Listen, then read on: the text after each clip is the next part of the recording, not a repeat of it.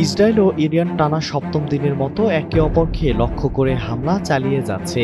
মধ্যপ্রাচ্যের এই উত্তেজনা আরও বড় পরিসরে ছড়িয়ে পড়ার আশঙ্কা রয়েছে। তবে এই আশঙ্কার ভেতর ইরান ও ইসরায়েল সংঘাতের বিষয় নিয়ে ফোনালাপ করেছেন রাশিয়ার প্রেসিডেন্ট ভ্লাদিমির পুতিন ও চীনের প্রেসিডেন্ট শি জিনপিং।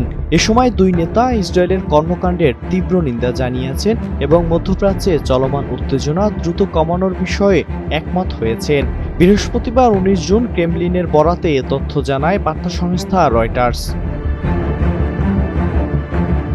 ক্রেমলিনে পুতিনের সহকারী ইউরি উশকভ সাংবাদিকদের বলেন, প্রেসিডেন্ট পুতিন ও শি জিনপিং ইসরায়েল কর্মকাণ্ডের তীব্র নিন্দা জানিয়েছেন, যা জাতিসংঘের সনদ ও আন্তর্জাতিক আইনের অন্যান্য নিয়ম লঙ্ঘন করে।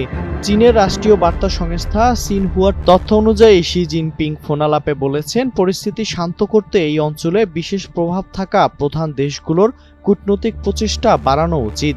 বিশেষ করে ইসরায়েলকে যত তাড়াতাড়ি সম্ভব যুদ্ধবিরতির ঘোষণা করা উচিত, যাতে যুদ্ধের বিস্তার দীর্ঘভাবে এড়ানো যায়।